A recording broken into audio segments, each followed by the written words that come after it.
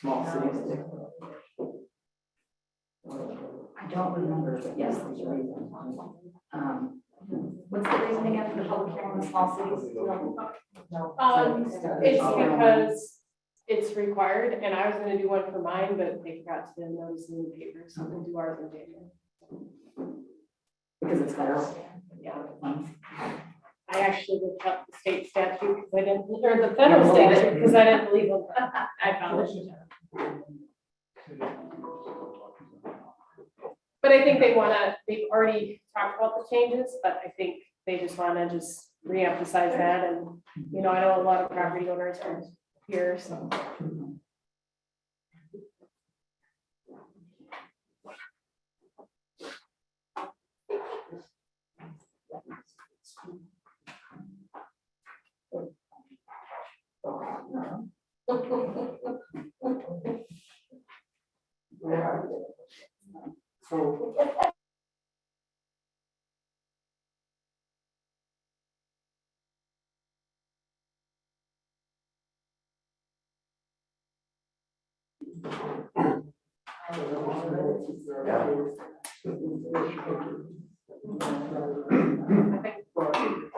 Have a record online attendance today, Right. except for when we completely do something virtually. And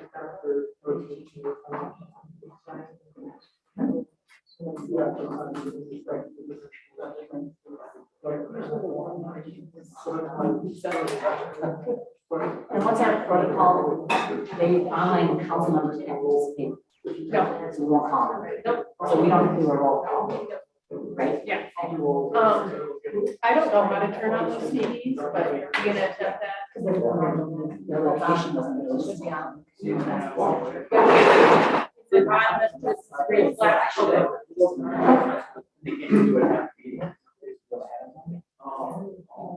was gonna email everyone, maybe you could explain that. Yeah. All right, 6 o'clock. City Wabasha, December 6th, and we'll begin the pledge of the United States of America. One nation under God, indivisible, with liberty and justice for all.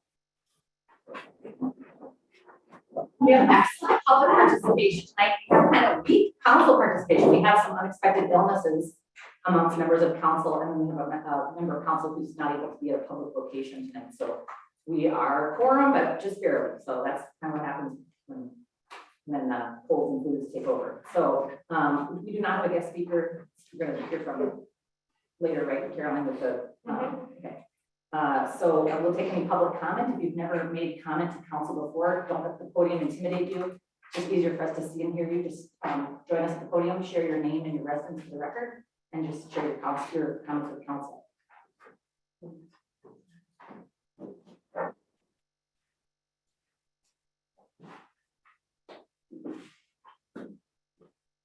Hi, my name is Brenda Pearson, 136 Bridge Avenue. And I am just, again, happy that we're moving forward with the lodging tax to kind of level the playing field and hopefully collect some more money for the chamber CDB or marketing tourism to Wabasha. And in hopes that after all this construction next year, Wabasha is just this big booming community. It may already have been decided, but I'm just going to reiterate that I do hope that you'll reconsider instead of just a one-time $200 fee to make it a yearly fee, so that there is a pool of money that can be created.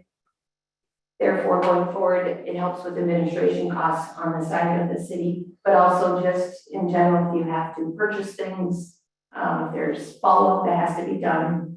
And then one big thing that I should have thought of a long time ago is asking in any advertising campaigns, whether it be on Airbnb, on VRBO, in the travel planners, anything that the city prints out, is that you have people include their Minnesota Department of Health license and or their city license or both. I know the Duluth does that, so that when there's spot checks, they have a lot more money, so they have somebody that actually goes and, collects on behalf of the city. It just shows professionalism on the part, and then you know who's participating and doing things correctly and who's not. And then I'm sure it's already been decided upon, but just trying to figure out the whole increase in taxes and how it's all figured out, and was it across the board for everyone or just a select few of people? Apparently with the people behind us, that's one of their great concerns, so I'll speak up on behalf of them. Thank you. Thanks, Brenda. And we will go with budget tonight as part of the agenda.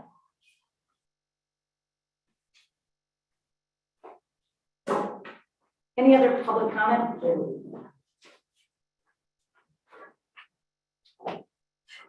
All right, well, we just appreciate your participation. If you get to a point in the agenda where your concerns are met and you need to leave, we understand it's kind of a long night sometimes. So with that, we have changes or additions to the agenda. There was something Brian learned. Yeah, utilities worked on the water deficiency, critical water deficiency, and I noticed that it wasn't attached, so you didn't get to read it. So we just decided we'd go ahead and pull that and save it for next meeting, so everybody has a chance to review it and pack it. It's really not a huge deal, but you should at least have a chance to look at it before you approve it, so. That's good. And then was it general business 10-8? 10-3. That's 10-3. Okay, so we'll strike that one and move it to January. Can I ask, what is the critical water deficiency? The DNR requested that we update our critical water deficiency policy or ordinance. And basically it's, let's say there's a huge drought and there's a shortage on water. It just lists a bunch of things that the city can do to preserve water, like you can't water your lawn. The suggested language they gave us was really strict and we didn't like it at all. So we really dumbed it down and made it so it's the city's decision on what to do rather than the governor or the state. So, but that's the purpose of it. Thank you. And then Caroline, I think you said one of these items is already taken care of. Is that general business 10-8? Okay, so 10-8 will also be removed from the agenda. Okay, we have a big, I'll share a message here. First of all, hi Jean, thanks for coming. Save you a warm spot for next month. Oops. A lot has happened in this month, so I don't want to forget anybody. Very nice tree lighting celebration was organized by Wabasha Main Street and sponsored by the Walton group. That was well attended. It was pretty decent weather and there were a lot of little kids there, so thank you to our community groups for that. There's been a lot of interest in EV charging. I probably get 1 or 2 emails a month from citizens because I think they see other cities seeing some EV charging. I've actually spent quite a bit of time on webinars trying to understand where the resources might be on that infrastructure. And most small cities are leveraging public utilities grant money to see those, or they just put it in, the public utility puts it in for the community. I saw Chatfield had, there's something called Chatfield Alliance, I think, a relatively new nonprofit paid for a level 2 charger. But it's really all over the news. So I keep telling everybody the same thing, which is that utilities looked at this and until there's some level of private or public support, we're not putting in the capital improvement plan. However, just on Friday, MPCA did announce a pretty substantial grant program. So we were kind of thinking the MnDOT grants would show up about this time. And in fact, it's coming through MPCA instead. So more in the future. There's been lots of meetings on the athletic field, as many of you know, because you've been participants. And I just really have been very grateful for all the local citizens involved, including members of the park board, but also others to help steer the conversation because it's a big project. Thank you to staff and Caroline for an excellent budget. I think, it was immensely helpful for us to have it all along through the budget planning process, but I really appreciate the format that it's in and that the public has the ability to read it. It's readable and available on the website if you haven't seen it there. So lots of good new posts. The way the website is structured, I don't know if you can kind of point to it, Caroline, without leaving the agenda. Under city plans, there's a lot of demonstrated work over the last year and a half. That's where the downtown plan, the comprehensive plan, city council strategic plan, master parks and trails plan, streets evaluation, and water and sewer facility analysis are all right there. And then my budget was like really easy to spot. I forget where I noticed that right there under city council, top item is the budget. So helpful to reference for council members, but thanks to for the public to be able to see it really easily too. And under city government, if you go here, all right, it's confusing to look at that and, but you can see our 2023 budget, the 22 budget, and our 2021 final audit. And when we get our 22 final audit, that'll be published here as well. So a lot of information if someone wants to dig in and understand our plans, and then here's our 10-year capital financial plan as well. Super nice to have it. I oftentimes have trouble finding the comprehensive plan. I end up Googling it. Sometimes that seems to work, sometimes it doesn't. So that's nice. And this week on Sunday, the Canadian Pacific Rail holiday train is coming to Wabasha at 5:30 on Sunday evening over at Gambia and what's that cross street?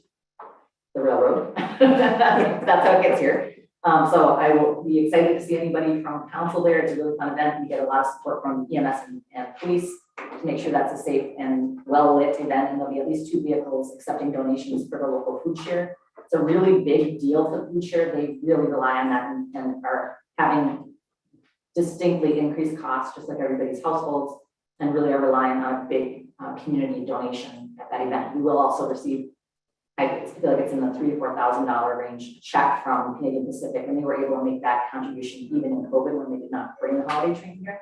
But it's very important. So thanks for. You make dollar donations? You can, yeah, just drop off a check. That's what I usually do because I got kids in tow. Yeah, checks, food, and then Lisa was able to work with Anchor Point Church to put some cookies and hot chocolate in that park structure there in River Park. So should be fun. It's always a really good show. And then tonight is Craig's last council meeting, which is very, very, very bittersweet. We served a long time and we're excited to have Jean join us, but it was my very distinct pleasure to kind of get to know Craig as a neighbor. And then we worked together before I was the mayor, we worked together on the steering committee for Greater Minnesota Futures.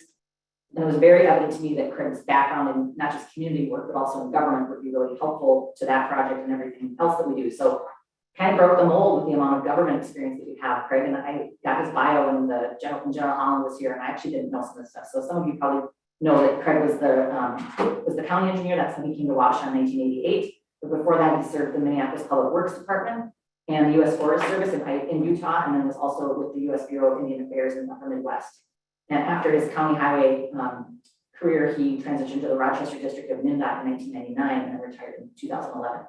And also, in addition to Craig, Nancy was a part of that steering committee, and Tony Smith and Brian Fries and I. It was just a really great group, a lot of fun, other kind of project ideas that come from that, and it was just a wonderful way to get sort of involved with a fellow member of council, because we don't really get to work with each other outside of council, which is an awkward thing. So it was nice to have sort of a council buddy before I was even on council. So Craig, thanks for all your service. Sure. I'm hoping you'll still hang on to Port Authority. Yeah. Returns not up there yet. Okay, good, yeah. So we'll still see Whatever Craig way I can. involved in that important commission as well. You've sort of planning, port and council. Yeah, it was on the plan. So very commensurate, and thank you so much. And I made brownies, but they weren't done when I left the house, so they may get dropped off. I asked Nancy what you would like, and she said chocolate. So yeah, we'll be excited to have Jean join us after he's sworn in January, and we'll just hope that we see Craig involved. Maybe we'll rope into a commission in the future too. All right. And what other committee reports do we have, or Wabasha good news? I start with utilities. Yeah, we had to postpone utilities till this coming Thursday, so we don't have anything to report. Tony, lots of parks news, some of it's on the agenda. And streets, of course. Good evening, Council Mayor. Let's see, we had the Park Board met last month, November 16th. We had found out that Eric Sonic that was moved out of the city limits, so he couldn't serve on the park board anymore. And Dean Moyer was re-upped for his term. So we will be looking for a replacement for the park board. We'll probably get advertisement on that for next week. And we had Parks and Trail Master Plan discussion there, athletic field steering committee, kind of getting the brochure together. We did discussion on naming rights for different items in the project or the entire park. And that was it for the park board. Street commission, we met this morning. We had a request for veterans parking only signs in front of the VFW. So that's going to be at the VFW's expense of 3 signs. And then terms expiring, Norm Tennis, Jeff Sula and Brad Timish were up. They're all re-signed back in for more years to serve us. So, and I gave a staffing update. So out of the 3 open positions, we have filled 2 positions in Public Works. One has started, one will start in a couple of weeks. And then we got interviews for the 3rd person for the utility section of it. And we're hopeful that maybe midweek we have a decision there. So we can get back to somewhat fully staffed and do some training. So that's all I got. Super, thank you, Tony. Planning, We did not meet. and let's see, Port Authority, John's on. Can you recall any Port Authority items that are noteworthy, Tyler? Yeah, Port Authority met on Tuesday, November 15th. The main item was the 217, the agreement, letter of interest that was reviewed by Brian Long, and then reviewed some loan terms and had childcare and housing updates. And that letter, that memo essentially saying that we're supportive of the spirit of the 217 has been sent to the Colonel. As long as St. Paul District. Any other good news or reports? From staff? Okay. All right, we have a pretty big consent agenda. We Oh, have. just the administrative report. Oh, of course, we did it. So I was feeling I know what you're gonna tell us. So, first of all, we are just, the majority of my report is in that budget presentation, but I just wanted to recognize 2 employees that are celebrating anniversaries. I think next year we're gonna move to 5 and 10 once we introduce everyone to council, but Liesl Knox has been with the library for 3 years. She is very creative with library displays and programming, attentive and helpful when people enter the library, and willing to take on challenges, which is her latest challenge is a reading challenge with and helping students from the River Valley Academy and St. Felix Elementary. She's been a wonderful addition to the library staff. And now, Joe is gonna talk a little bit about Paul Cooper. Just there is fine, yeah. Okay. I think this is the last one for me, so. Paul was actually my first hire as chief. He's been here for 7 years now. Been a great addition to the department. Having grown up here, it's definitely given him and our department a nice advantage. Him knowing the community very well, families within. He has a good working relationship with the public, very personable. Within the department, he is also an evidence tech, which is an important part of keeping and preserving evidence, getting things where they need to go. And you know, he's been dedicated to the city with the 7 years that he's been here. He was highly sought after, was offered a job within the sheriff's office, and chose to stay here and continue to serve the people of Wabasha. So he's a professional officer and a great member of our team. Thank them both. I like the updates, but yes, I'm sure it gets to be time consuming for you guys to do the recognition. All right, so with that, we have on our consent agenda, action to eliminate 2 part-time PMT positions and replace it with a full-time position. Approval of the SHIP grant contract and launch of the Wabasha Wellness Program. Approval of DBA wage and class study by David Drown Associates. Annual designation of a polling location, new equipment purchase, I forget what that was. Scoop stretchers. Richards, yeah. Yeah.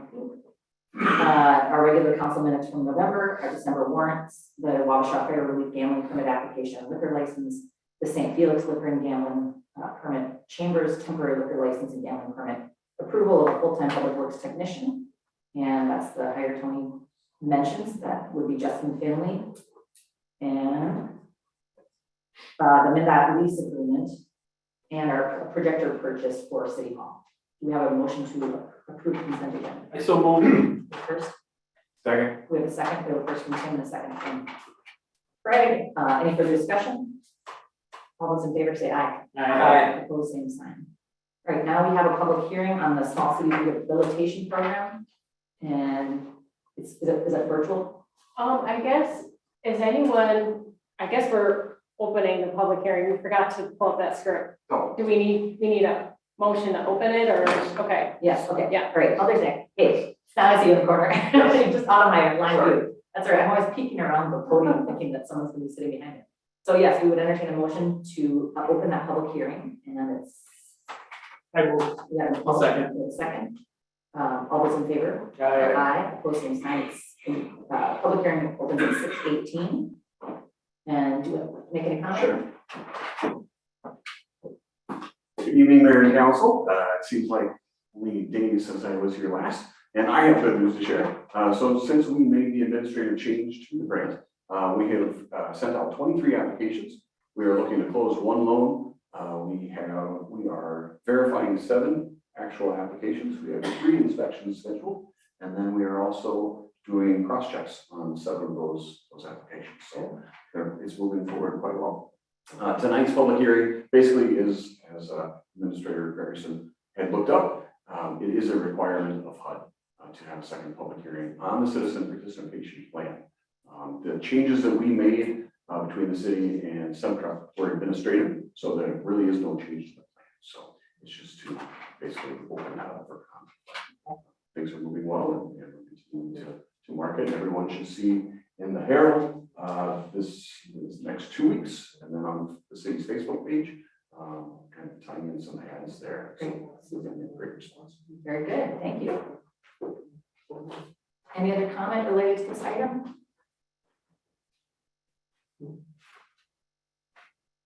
We will be continue to market the program. It's a great program. Yeah, that's another update that has occurred, I guess, since our November meeting, I think, is that under the housing link, where I don't know where that exists, but we've got all the resources related to housing that are being developed, including a nice overview that Centra has provided to us for this program. So that's really good. Housing, it's an all program. Learn more, and then you can click and learn about the program. Great. So, and it's citywide now, it's a forgivable loan. Here's the family size, and this is before taxes, essentially, and annual income. Family of 1, 50,000 and under, 57 for family of 2 and up. So, and 80% AMI means 80% of the area median income. So it's intended to serve, Working family, medium individuals. income individuals. So. Super, all right. Any further comment? We'll close the public hearing. All right, hearing none, we'll close the public hearing at 6:21. You don't need to stay with us, Nick. Totally understand your time is valuable. Thank you. All right, so under general business, we have our truth and taxation hearing and approval of the 2023 budget levy. So we'll have Caroline present for us. I'm wondering. Yeah, oh, you're gonna go in, good, I was gonna say, we've got a mic over there, then online participants will be able to hear you.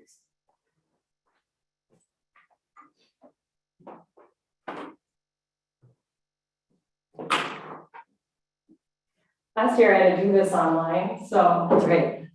this is a bit nicer. I hate, this is like the #1 rule in public presentations, not have your back to the audience, so then I kind of go on this angle to kind of look at both people, but, so what we're intending to do today is review our budget process, talk about everyone's favorite topic, the property tax levy, go over those operating budgets, talk a little bit about our strategic plan, our departmental achievements for the year, and our capital improvement fund.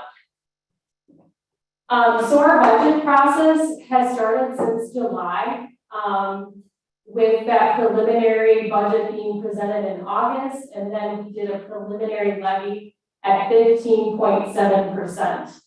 Then we made some major decisions at a workshop around salaries and healthcare benefits, which really composes 80% of that final budget. Wabasha County mailed out notices of estimated taxes in November, and now here we're at the public hearing and adoption, and we're currently sitting at 11%. So just to talk a little bit about how a city budget works, is we've got those inputs and those outputs.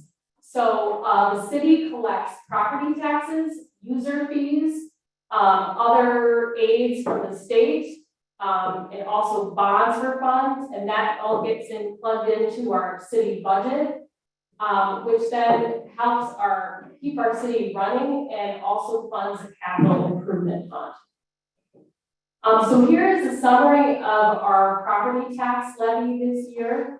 That is showing you the percentage increase since last year for the different areas. And the primary drivers of our levy increase this year are really twofold. First of all, there was about overall a 4% cost increase overall that was driven primarily by a wage increase for city staff. We also received increased costs in healthcare. So we made some changes to healthcare benefits that city staff receive to reduce those benefits a little bit, and as well as we kind of shared that burden with staff. We saw a lot of increases in fuel. We have several departments, such as the police department, that rely those fuel costs, public works as well, that impacts their budget. But the other part of the story of our 11% increase is honestly, the limited growth in our other sources of revenue and state aid, and I'm going to walk you through that. So the budget highlights were that we continue to maintain investing in our capital improvement fund, because that funds long-term goals and equipment replacement. We had a wage increase. We did a market study, and the goal of our wage increases for staff, which ended up being 5% or greater, was to continue to keep our wages competitive. So that's on the agenda. And we took a look, or we had a consultant take a look at surrounding municipalities that we felt were comparable to us. I think, St. Charles was on there, Chatfield, Lake City, Plainview, about 8 or 10 different cities, and we compared those to our community, and tried to came up with a wage increase that continued to keep wages competitive. Another thing to reduce impact on the property tax levy is we move some office support expenses to utilities. So when you see the wage and healthcare increases, you're seeing the total cost increase. If we subtracted out what we moved over to utilities, it was lower, which we think doesn't sort of provide a full picture. When you increase wages, that increases retirement contributions and what you owe the federal government. We had to increase our pool expenses. We were under budgeted last year. We needed to do a lifeguard wage increase to open the pool. We saw an increase in police workmen's compensation costs. Again, that's happening statewide. We have some regular overtime and holiday pay that was built into the budget. And then we had about, again, $23,000 in health insurance cost increases and a slight increase in our legal fees as well. For savings and revenues, those are revenues coming in that offset our property taxes.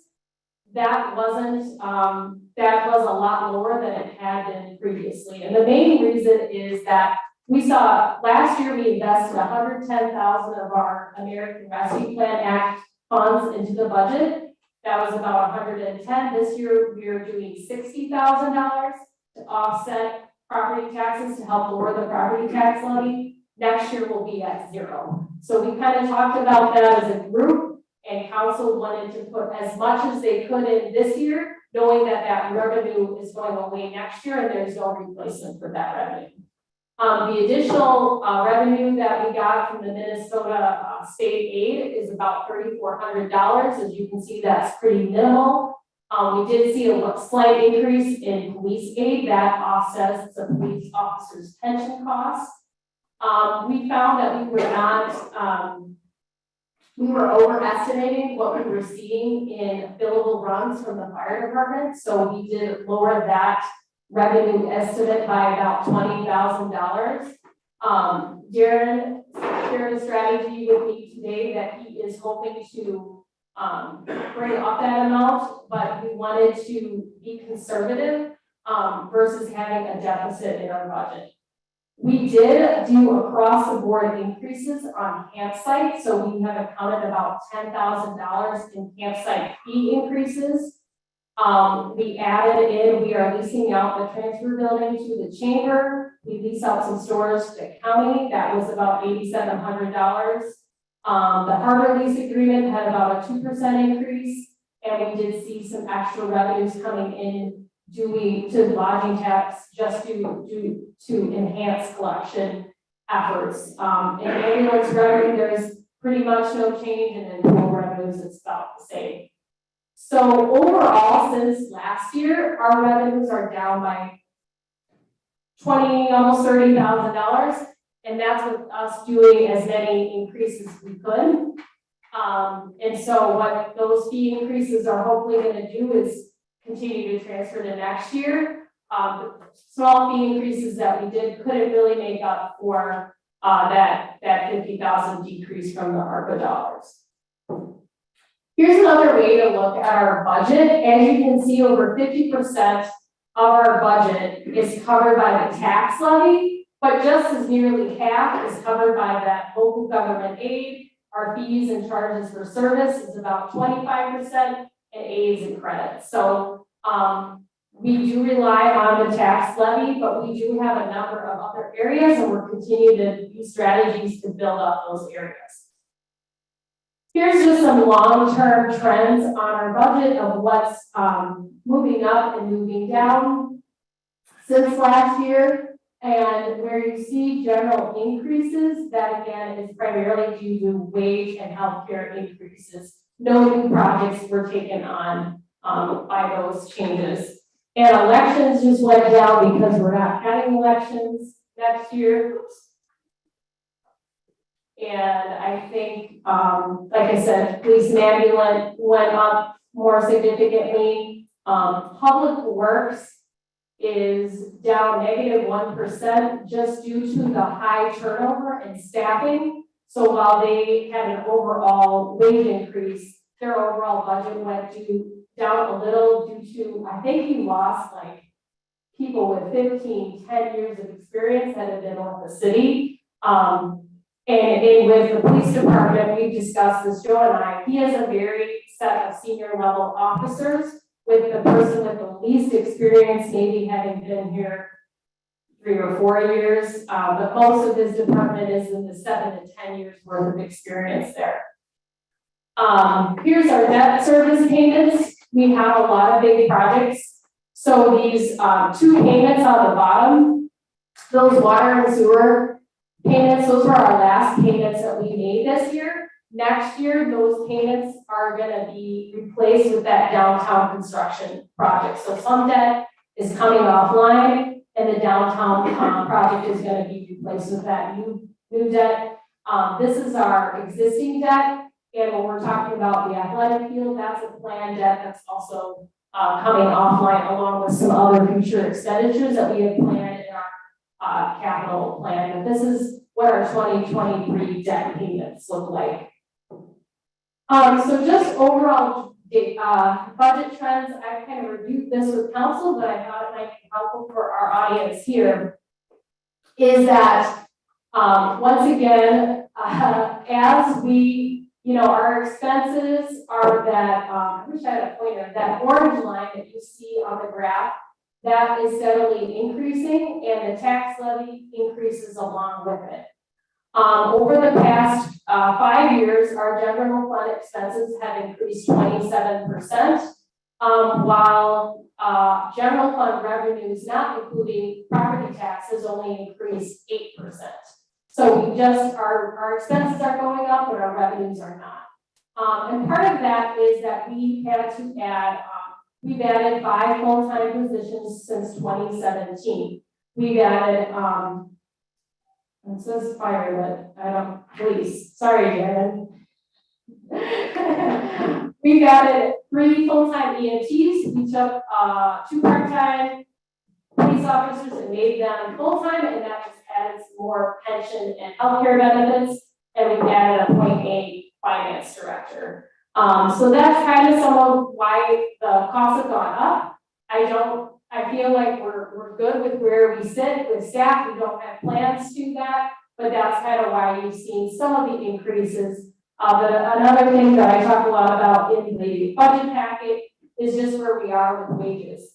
We had a 25% turnover in staff, leaving to pursue higher wages within our community. Lived in the community, found a job with a higher wage. And so we wanted, and then we had some negotiations with our police union. Where they just talked about in those negotiations, kind of the ability right now with the extreme shortage of police officers statewide.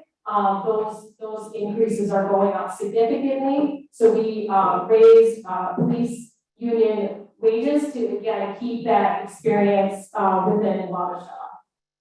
So that's just kind of a particular trend on police, which makes up a good portion of our budget. We have a very senior department, and that's another part of it. Another interesting fact is just historically, if you see those cities bars, just across the state, more and more cities, this is the percentage of revenue that's coming from property taxes. Statewide, it's 40%. We're about 50%. And that's just gone up for all cities, find themselves relying more on property taxes, again, just due to that state aid not going up.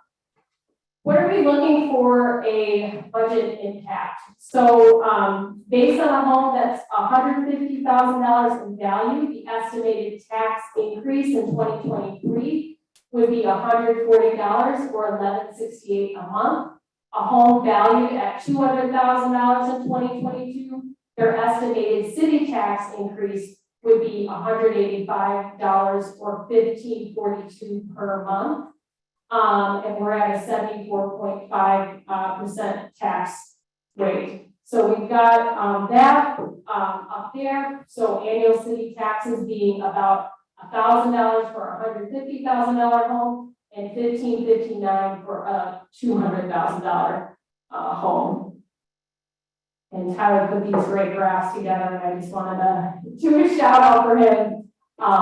We did graphic overload, but it tells a good story. So this is just showing that police are 31% of our budget, and then public works, those are our 2 largest departments. Together, public works and police are about 53% of the budget, and then ambulance and administration, each about 14%. Here's what a monthly tax on a $150,000 home gets you for $91.62 a month, and that's the breakdown. So you can see, our debt service is not insignificant, but again, those highest monthly costs that you're paying for are about $150,000 home, $24 a month for police, $17.27 for your public works services. Libraries 408, admin 1312. You can see them there, but that's an interesting graphic. We'll send that out again, hopefully with everyone's property taxes. I've been talking a while, so I think I'm gonna kind of breeze through this we did do a strategic plan this year. And so this is me just kind of connecting our strategic goals with what our budget looks like. And here is our capital improvement plan for next year. Not a lot of spending next year. We were seeing quite a bit in 2024, so we're doing some savings for the future, but want to replace An ambulance roof that is deteriorating is one of the primary ones, and the $100,000 is for street repair. We're putting money aside for future major, probably $2 million in street repairs that we're gonna be doing. We wanna create some savings to kind of buy down some future debt on that. So that's not actually happening next year. The big project is our downtown reconstruction project, and just for the audience to know, that's primarily being paid out of the sewer and water, not in property taxes. So, in 2024, we have some more aspirations, but we're gonna just kind of see where we sit. But I did include something from the parks plan, the All Abilities Playground, with assumed fundraising, so I think we're gonna have to just see how the athletic field goes. And then we have just various equipment replacement happening in 2024. So, you see the number dips down in 2025 and 2026 for our CIP balance. We're probably gonna have to look at continuing to push out projects or changing our strategy. But right now, we're sitting in the positive through 2023, 2024. And that's one of our goals, is to keep our, CIP solvent. So we're putting away $150,000 every year towards that future equipment, parks maintenance, street maintenance, plus $75,000 from franchise fees. So just some highlights from the year. Mayor Emily Duran won a statewide leadership award. The city council completed its first ever strategic plan. City staff, and that was every department, secured 15 grants worth over $800,000 in awards. Unfortunately, those allow us to do big projects. They didn't really go to offset our regular operating costs. But that's how we're able to do the new athletic field next year. 300,000 of that 800,000 was secured towards the new athletic field. We have 11 new homes in Wabasha, valued at about $1.7 million.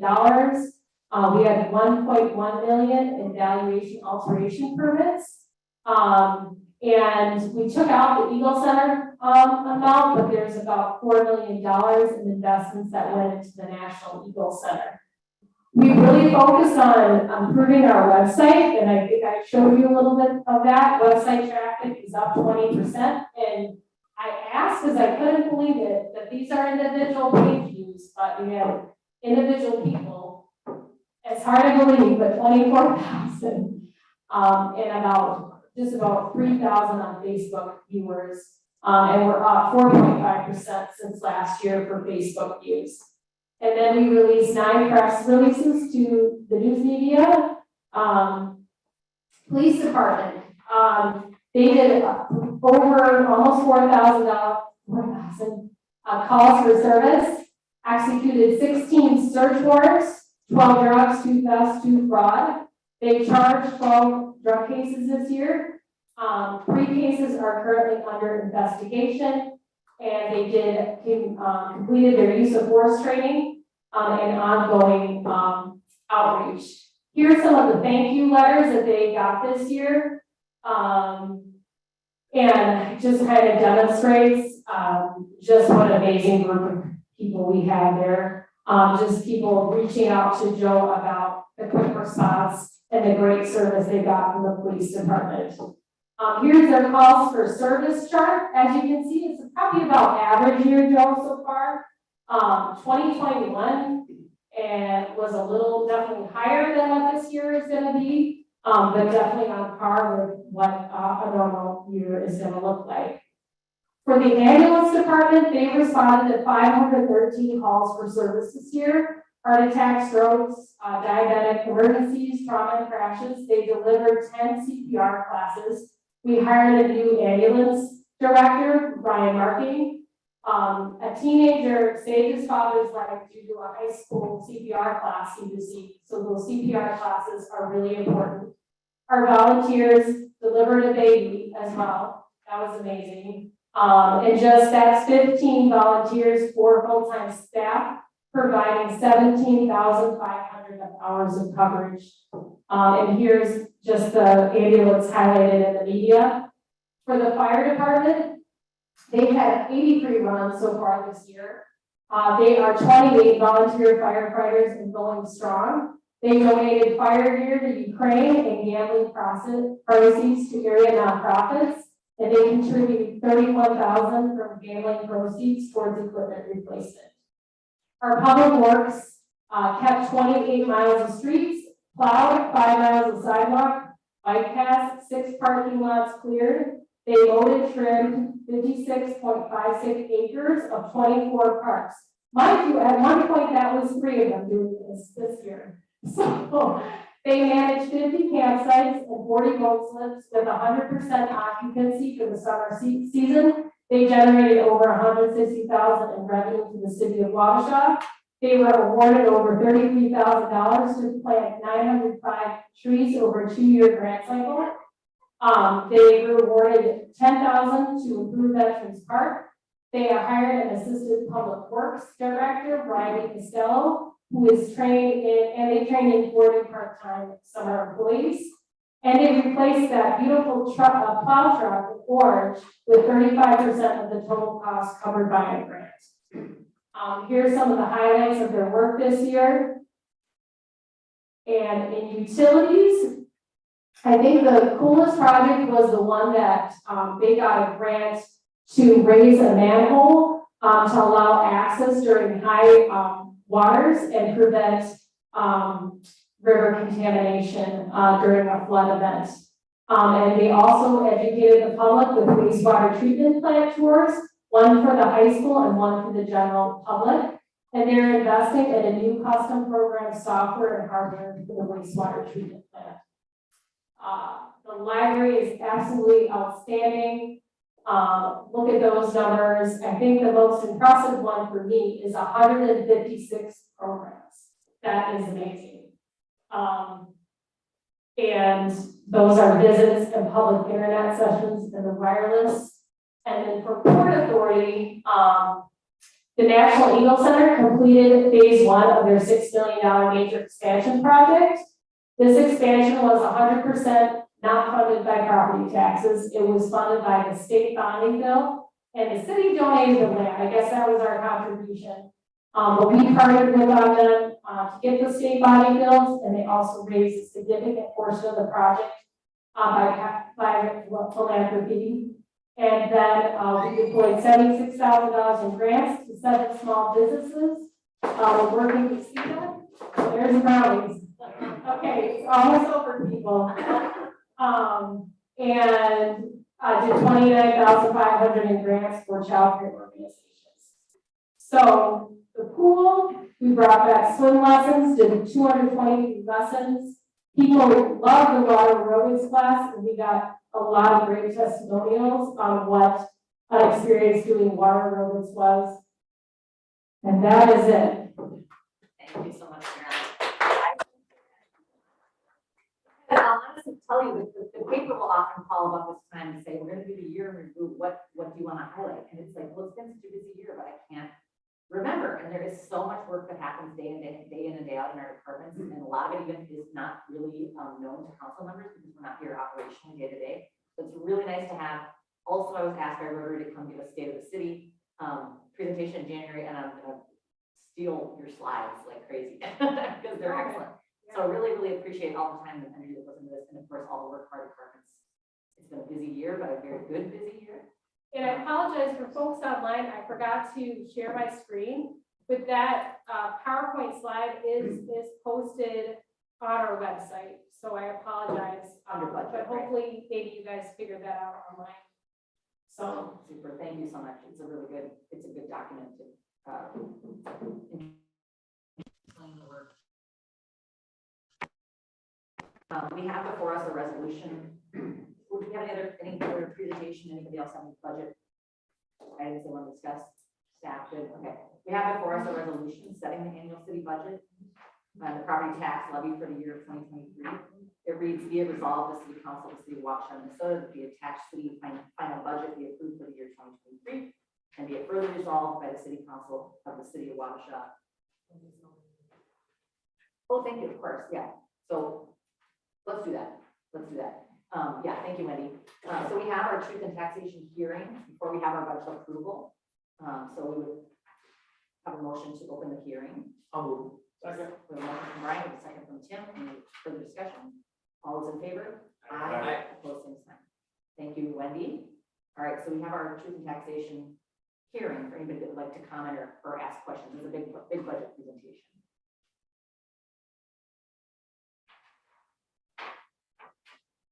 We might have covered it all. Yeah, sure, go ahead. Brenda.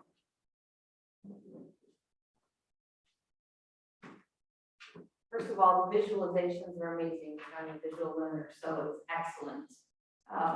One comment on raising some funds for property taxes is to, and I'm sure I have the accounting for this, is to make sure that all the Airbnb and VRBOs are actually taxed according to their status. Many of them are still listed under either homestead, well, not necessarily homestead, but not listed as a vacation rental should be, or commercially, since they're considered a business. So that could raise a lot of extra money if they're properly, because I know my taxes are like $7,600. So that could raise a lot of money. Thank you, it's a great job. Thanks. Anything further? Yes, Carolyn. I just wanted to recognize Tyler next to me because it's a team effort. We were making changes up until today, adding new graphs last night to give you a full picture of the budget and explain it, and it's all of him. And so I did the presentation to keep it speedy, but just wanted to say Tyler is part of this as our finance director. And just kind of say like that kind of allows us to take on $800,000 in grants and do a good presentation as having him. So. Right, we need that financial aspect of our administration to make this happen, and make all these difficult projects happen. So thank you both and everybody involved. Any further questions or comments? All right, hearing none, we will close that truth and taxation hearing at 6:49. All right, now back to this resolution we have before us. Really small. There it goes. So further, be it resolved by the City Council of the City of Wabasha that the city estimates that the following sums of money will be levied for the current year, collectible in 2023 upon taxable property in the City of Wabasha for the following purposes: General Fund 1.762445, Library Fund 180,676, Port Authority 55,838, debt service for the 2013A debt service is 361,631. The 2019A debt service is 40,000. The total levy would be $2,490,000. So be it further resolved by the City Council of the City of Wabasha that the Finance Director is hereby instructed to transmit a certified copy of this resolution to the County Auditor of Wabasha County, Minnesota, and adopted by the City Council of the City of Wabasha, Minnesota on the 6th of December. Do we have a motion? I'll make a motion to adopt the resolution. We have a motion to adopt. We have a second. I'll second. We have a second. We have a first from Craig and a second from Tim. Any further discussion? Thanks. I know this is a lot of work. It seems like in July we have all the time in the world, and then by December there's still lots going on. So thank you very much. All those in favor say aye. Aye. Opposed, same sign. Appreciate that. Okay. Now we have our the second reading of our short-term rental ordinance. Having your agenda packet. We've seen it before. And did Christy want to transmit any other direction to council? Otherwise, we have the staff recommendation. We had the hearing closed on the commission and our commission discussion. The commission voted unanimously to approve the zoning ordinance sections and recommended the ordinance move to city council. That was planning. So we need to discuss and determine a fee for obtaining a short-term rental license and amend the city's fee schedule. Does staff have any feedback for us?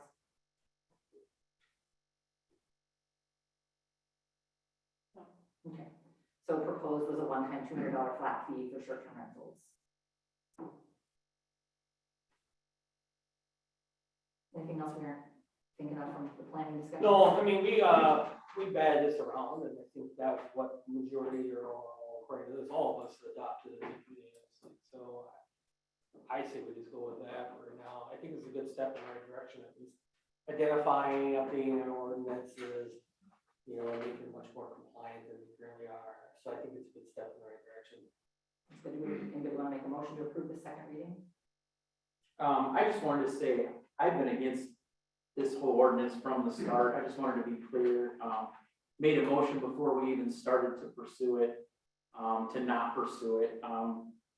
You know, and some of the reasons for that, just, I'll make it quick. I think a lot of the stuff in here is not enforceable. We're not gonna go into these Airbnbs and inspect, some of the stuff that's in here.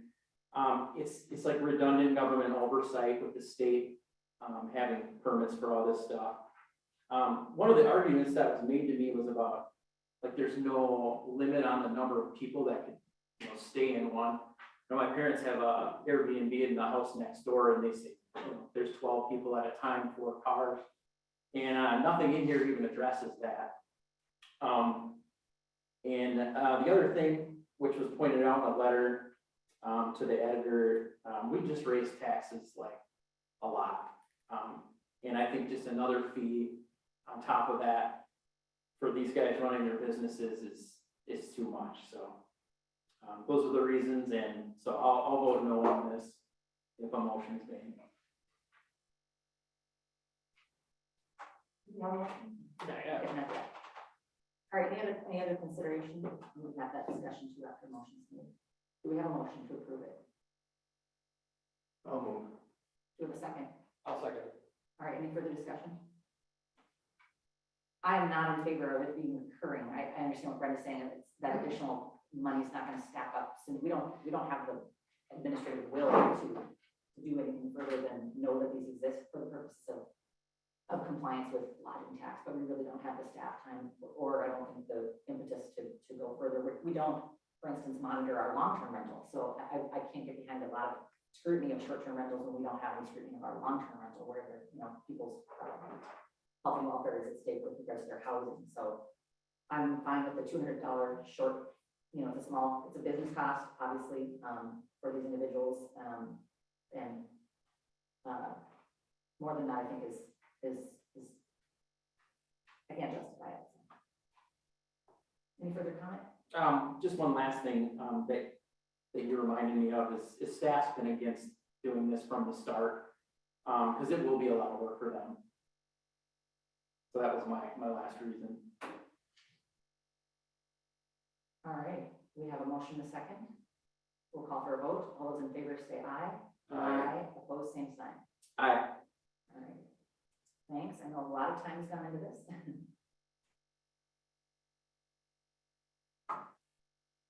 Okay, we have another second reading of our, that's our critical water deficiency. That'll be with us in January. We have the Fitzgerald final plat and a memo from Christie, our planner. So it's been reviewed by, that's the planning comments with it, substantially compliant with city requirements, and street commission reviewed it in September, utility commission reviewed it in October. The city engineer notes that the staff's recommendation to city council is to approve the Fitzgerald second edition of final plat, and the 3 listed engineering and planning conditions be cited, or that they are completed. So final construction plans and specifications have been submitted and approved by the city engineer. Drainage and utility easement locations and widths will need to be verified once the construction plans are finalized and the development agreement has been drafted and will be signed by all parties. Do we have a motion to approve? I move. Do you have a second? I'll second. All right, all those in favor say aye. Aye. Opposed, same sign. Great. And then the development agreement is before us, so that's our next item. I'm gonna hop up and speak for Bill. Absolutely. So I'm gonna switch hats quick.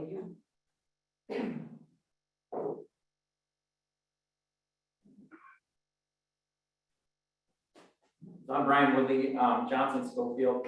My company did work on the plat for Bill, and he asked me to take a look at the development agreement with him and then address an item in it.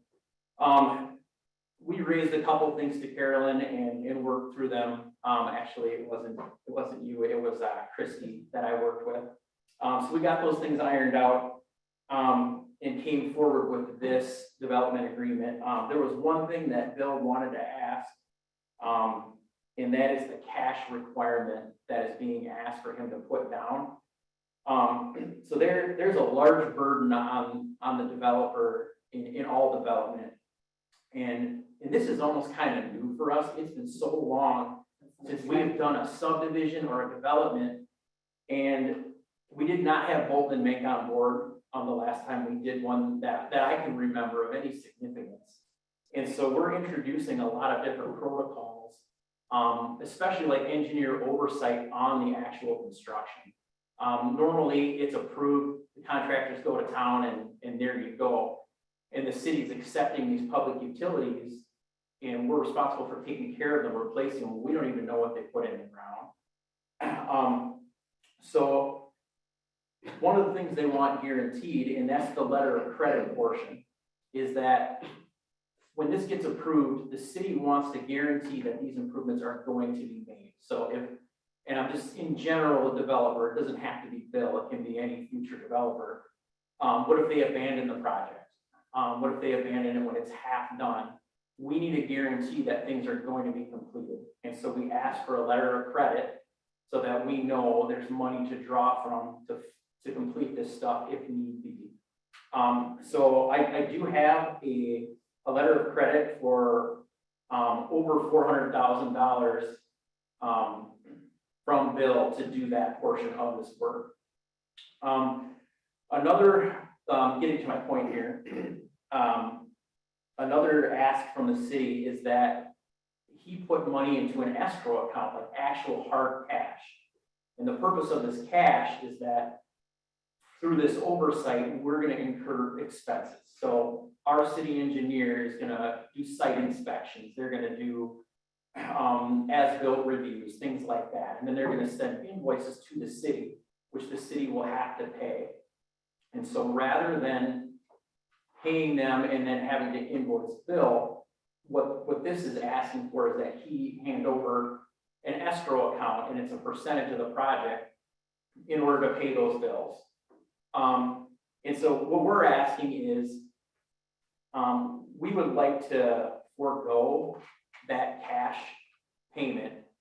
Not that he will not pay these bills, but he wants to pay them as they come in. The letter of credit is one thing. That is not your own money. That's not money that you have to set aside. It's just credit. But for any developer, I think it discourages development when you have to hand over, $31,500 in equity that you can't use, touch, or accrue interest on. And the city just gets to hold that almost like a blank check. And so these invoices will be coming in, that money will be being used, and the developer really won't even see, without requesting, I suppose, what the money is going for. And so what we're asking is, we have this letter of credit. And the developer, in this instance is local, and we'll pay the invoices. And I think we can rely on this letter of credit if something falls through in that respect. So what he would like to ask is that we modify this agreement so he doesn't have to tie up all of his equity with the $31,500 in that account. And instead, when these invoices come in, they'll just pay them as they come in. What about a bond instead of the cash? Performance bond? I'm not sure. We'd have to look into that. I don't know exactly It's how. not applicable because it's being used to cover engineering costs, so it's not a performance related issue, it's to cover Project costs. engineering and Right. planning costs. So I was scrolling through the document as you were talking, trying to listen and read at the same time. So I'm on item 9, page 744 is where this is referenced. The developer shall also deposit 7% of the estimated construction cost. Is that the full extent of it in the document, or did you mark up the actual document? Look at 33, so page 134, 35.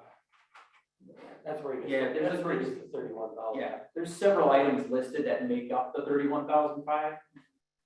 And it all has to do with oversight, I guess, most of it. What page? Well, it's 134 of the agenda. Okay. It's number 33 with that agreement. I've got it here. That's page It breaks 21. down the. Page 24. 21, Yeah, very bottom, so- 21 and 22. Base map upgrading, I believe that's like our GIS, is $500. Engineering, construction, observation, that's mostly what I spoke of, is going to the site, observing the utilities and associated stuff, that's almost 29,000. And then the administration of that is 6,500, and then legal expenses such as preparing this agreement is also responsibility of the developer, so there's money in there for that as well. Okay, thanks, Brian. Anything further, or any questions for Brian or Bill? So can a motion be made that's in the spirit, you know, agrees to or doesn't agree to the spirit of what Brian's discussing, or do we have to get in the nitty gritty and delete paragraphs, you know?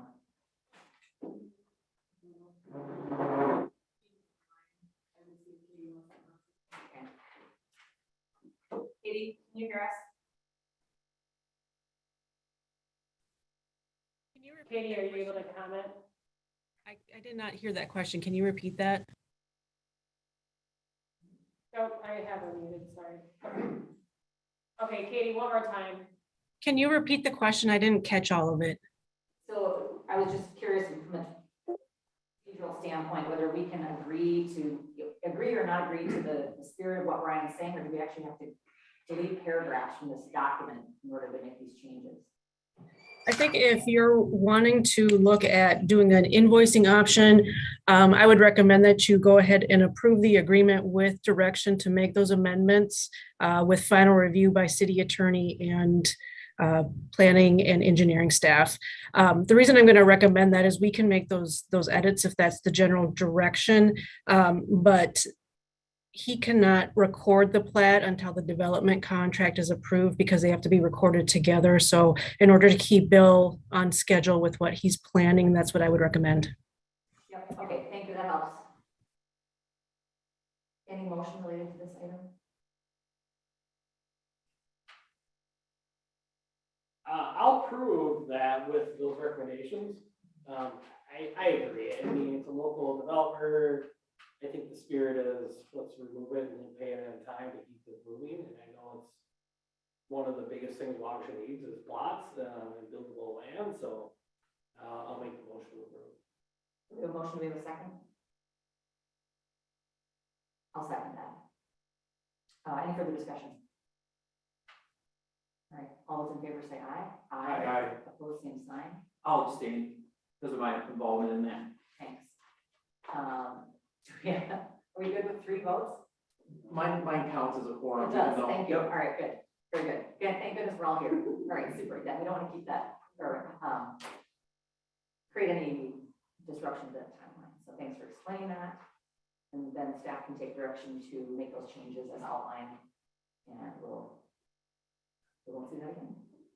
All right, so now we have the tennis court for the athletic field discussion, and I think we have Jay on the line. He's on the line. Okay, welcome, Jay. Let us know if you cannot hear us.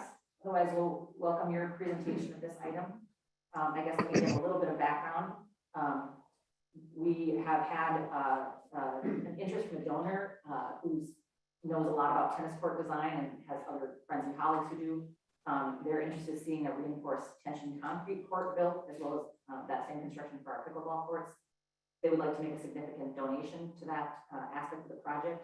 And several of us have been a part of that park relocation, athletic complex relocation discussion, have had some insight into the difference between those 2 types of courts. And so we wanted Jay to be able to share that with council.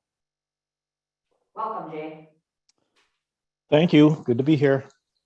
And just some additional background, this is part of our larger plans for the athletic field, and I will also pull up a picture in a little bit. But this is kind of decision-making around the very specific component, which is to add tennis and pickleball courts. And they'll be built right over there, but it's part of larger baseball, softball, hockey rink, and I'm gonna find that brochure. Find that visual. Yeah, yeah. Sounds good. But yeah, Jay, I guess, would you mind just sharing with everybody the difference and the cost difference? Sure, and hopefully you can bring up that, the visual. I've been designing tennis courts for about 30 years as a professional, and although post-tension concrete tennis courts have been around for longer than me, 40 or 50 years, the industry standard, as it is, usually goes towards asphalt-based tennis courts, and it really boils down to a couple of different things. Cost. Asphalt tennis courts cost about, well, let me go the other way. That's why I'm a landscape architect. I don't always get cost and numbers correct here, but asphalt tennis courts cost, just roughly speaking, one tennis court costs new about $100,000, whereas post-tension concrete courts cost about 150, or let's use 90 and 145. Perfect.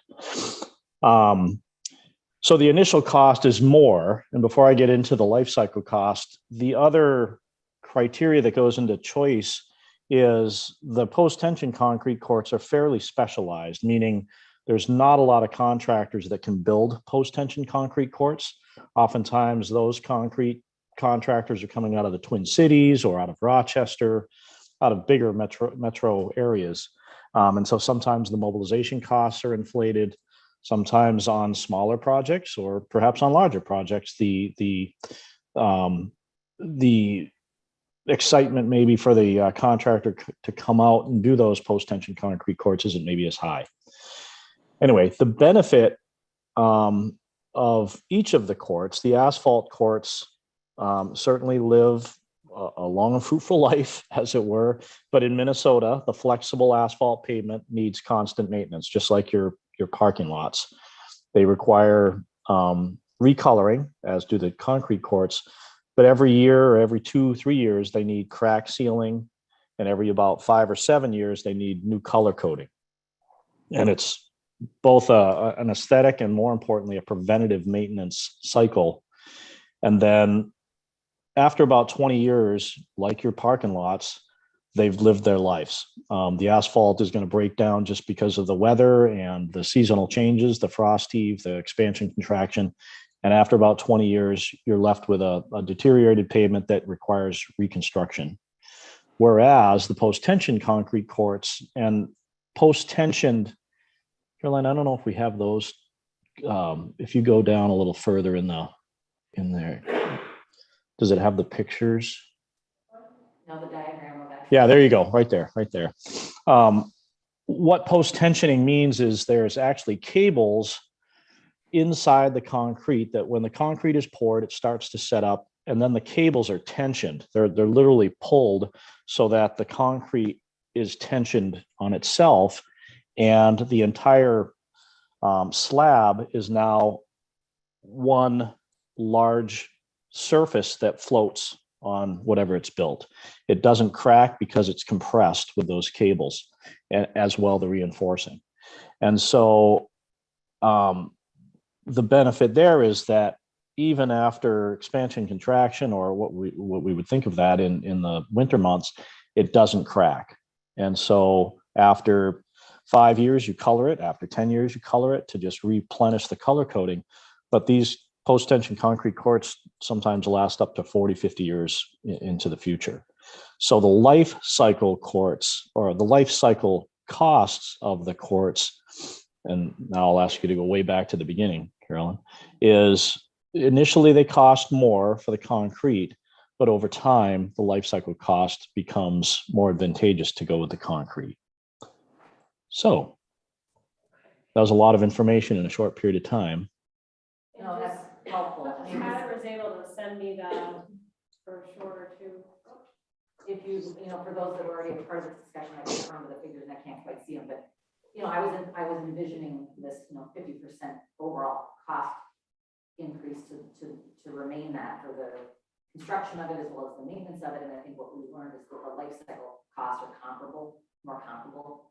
I know staff has some thoughts about this in terms of, I don't know if you wish to comment about maintenance, and Wabasha has had courts in the past that were difficult to maintain. That's kind of the story of many small communities, tennis courts. I don't know if you have any thoughts on it. Here, that's the diagram of the full facility. So this is all for anybody who's never seen this before, adjacent to City Hall, you can see City Hall there is in white, with parking wrapped around it, so pickleball and tennis court facilities would be essentially behind City Hall. And then, part of the equation for discussion is that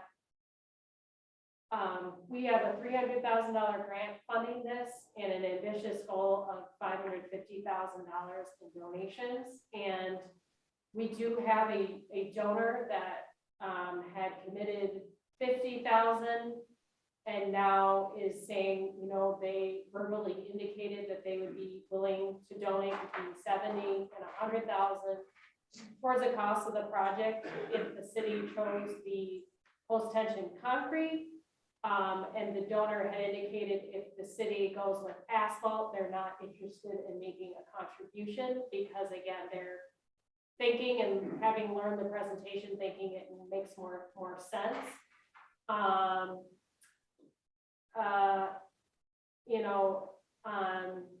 So what we're looking at is it would not make sense to do a tennis court in post-tension concrete and pickleball courts and asphalt. They have to go together to just in savings, et cetera. So we have current estimates, we currently budgeted is about 200,000 for both. And with the post-tension concrete, the total cost, we're looking at estimates, they have it coming in. This is assuming we can find a contractor to do it, is about $300,000. So there's a $100,000 difference to do both in post-tension concrete. The thinking, of course, is that, there'd be less maintenance costs into the future. And we, so these are some numbers that we're throwing around and, they may be accurate, they may not be. And we have a bidding process. Can we put in an alternative bid, so bid on either, maybe even three, asphalt, concrete, and post-tension concrete? They said no to regular concrete, that won't work. And Who said? Jay, our advisors, And, yeah, okay, and he's with who? Bolton and Ming, but he's their core Their court designer. designer. Yeah.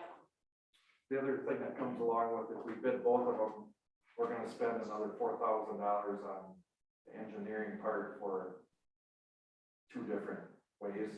So we're trying to figure out, do we just stick with concrete, post-tension concrete, and skip the engineering costs? Since the donation is gonna cover the rest, or we're gonna end up with some inflated costs in the end, and then not be prepared to go with blacktop if we need to, or asphalt. So I do think, Jay, can you confirm that, or is it $4,000 regardless? I think it's $4,000 for the post-tension concrete. The additional fees for the post-tension concrete is bringing in a structural engineer to help with that side of the design. So it is a more complex process than the asphalt design fee is. Yeah, we did post-tension bridge decks. And so it's complicated. Right. It introduces a lot more complications. So. Yeah. Um, But so there would be additional costs to bid it with post-tension concrete. I don't know if there's extra costs to also do asphalt, or is that a wash? No, that's included. So that's the decision you need from us, is direction about the bidding process. I don't think we have enough information to make the decision right now. I think we probably need to get some bids from some people, or at least some more information to lay out what exactly the difference in cost is. And maybe Jay, maybe you have. well, what we have is what you would normally use as the engineer's estimate until we go for Yeah, this is the engineer's estimate. advertisement of bids and then see what we end up with. So And I that's the believe, question before us, is do we pay for additional services, the engineering services, so that we can bid both of these out and have that more accurate information? Or do we want to give staff the direction that, no, we're only going in one direction? We want to have an alternate bid estimate like you suggested. It has a cost, but then we would have that additional information. It wouldn't be our decision, this isn't the moment in which we decide that we're going with post-tension concrete, but this is the moment we decide we're gonna bid it. We're gonna pay for the engineering services that are yet required to have it bid. I will also add, I get the impression, Em and I have been on the same conversations, the donor is looking to know if the city supports post-tension concrete in terms of if they plan to try to fundraise additional funds for the project. So they're looking to hear, I guess.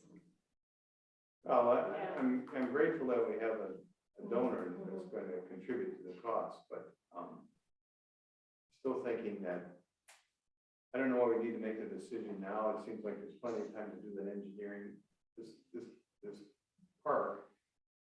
We gotta do it now, yeah. Mhm. We gotta bring in the engineer right now, yeah. To stay on the timeline, because the construction is estimated to be 2023, and we know that should we select the post-tension concrete, we may struggle to find a contractor. We're basically wondering is it okay if we spend another $3,000 to $4,000 and prepare for another cost estimate? Even though it might not happen, but that cost on a $2 million project is very small to be asking, but we just didn't want to make that decision until we talked to everybody else. I would just go ahead and bid the concrete. We're investing all this into this project and it'll last way longer. And with bituminous prices, I'm not sure how much less expensive it's gonna be than concrete, so. And it's not like we're deciding right now, so I'd be comfortable just bidding the concrete and let's do it right and get that, donation. I mean, that's huge too, so. I know very little about tennis or pickleball, but I called members of the public who have been enthusiastic. Several people over the years have told me we need to have pickleball courts, or we need to have tennis courts back, or we need to have both. And so I reached out to those individuals, and they were all very enthusiastic about the idea of a facility that will be well maintained because of its initial design. So there's enthusiasm about that. Do you need us to actually formally vote on this, or do you just need direction? Well, I think we're hoping to work with the engineers to figure out, hopefully that this doesn't, we can fit the $4,000 and with what's already been improved. So I think we were looking for The spirit of the, ability to go back to the donor and say, yes, they're interested in your donation and the approach you'd like to take with the project. And then instruct the engineering company, yes, please bring in the engineer to bid for the post-tension concrete. I'm with Brian. I think Okay. If you want a motion, I'll make. Okay, go for it. I'll make a motion to spend the engineering fee to discuss and look at the post-tension. And I'll second that. I'm very excited about this project. Our kids are very excited about this project. Lots of people are excited. Tourists are excited about this project. My only concern is the maintenance of some of these facilities. And we've all seen what happens to a lot of tennis courts because there isn't the active will to continue to maintain them. And I just don't want to see this project in trouble in 15 years. That's just, there's too much investment. So thanks for that. And we've got a motion in a second. So discussion. Yeah, discussion, more discussion, yeah.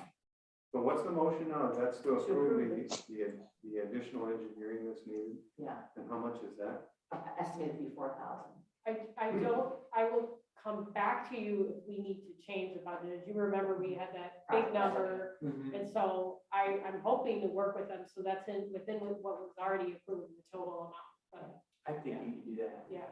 Well, I think, yeah, if we're just approving the engineering, we can get a better idea of the cost later on, cost differential. Yep. Yeah. Which is going to be really key to the will of the donor, the will of other large donors. I think the overall long-term health of the facilities. Any further discussion? All those in favor, say aye. Aye. Opposed, same sign. Thank Thanks, you, Jay and Katie. Thank you. Now for the whole meeting. All right, we have very exciting an approval of our new ambulance commission member, Tyler Heinrichs. I haven't met Tyler yet, but Tyler had a really good impression. I should have memorized this. He's a state farm insurance guy. He's moved here to Wabasha recently and has some actual ambulance experience, which isn't necessary to be on the commission, but it's nice to have somebody who's a member of the lay public who also has that background. So we really appreciate his application. Do we have a motion to approve this appointment? Do we have a second? I'll second. We have a motion and a second. Any further discussion? All those in favor say aye. Aye. Opposed, same sign. Super. And I did reach out to Tyler and tell him that I anticipated he'd be approved tonight. And then we do not have that approval item for new radios, right? No. Okay. So then we can entertain a motion to accept, the donations, which are always very generous. Can I ask a question? Sure. So are we doing something with the gazebo? We're getting donations for the gazebo. Yes, so is we this- are. Is there gonna be a change to that? All right, Tony's gonna tell us. Yeah, there's a group of people that have asked to do some work and have me price out some work on replacing some overgrown shrubs that have been there since the gazebo was put in, and some of it you can't see, some of it's overgrown, so I think this is a little bit of money to go with that. Yes, and I think that's a really nice civically minded thought. John Oxford pulled me aside one day and said, you know, when we gave that item in remembrance of our parents, you know, we didn't really realize we're giving the city something to have to maintain in the future. And so I just thought that was very kind of him to sort of recognize that and then spirit this list of donations. So first, the library, $25 from John and Sue Hampy in memory of David Oxner, $3,200 from Don Yarlemick, $2,339.85 from the Friends of the Library for a new storage cabinet in the lobby. To the Wabasha ambulance, a $500 anonymous donation. Wonderful. And for the beach park gazebo donations in memory of David Oxner, $125 from Mary and Bill Oxner, $150 from CJ Oxner Jr., $500 from the Five Bouquet Brothers, spirited, or I guess, led by John Bouquet, $200 from John Oxner, $100 from KK, $250 from Mary Oxner, $1,000 anonymous donation, and another $200 anonymous donation. Do we have a motion to approve the donations? I'll second. All right, we have a motion from Craig and a second from Tim. Any further discussion? All those in favor say aye. Aye. Opposed, same sign. All right. And any other announcements? Like I said, there's brownies. I don't know if my wonderful spouse cut those because they were not even close to done when I walked out of the house, but welcome everybody to have a treat in recognition of Craig and all of his many years of service. Very cool. We'll give it to you. Yeah. Craig, parting words? Yes, Craig, parting words. It's been a pleasure to serve this community, so. Well, you've done an excellent job. I'm sure you'll continue to do that in other ways, and miss having you here on our annual or on our monthly meetings. We can entertain a motion to adjourn. With a second. Go ahead, Greg. All right. Last official duty. All those in favor say aye. Aye. Merry Christmas. Yeah, bye, Jack. Yes, we usually have a bill pay meeting. Bye, everybody.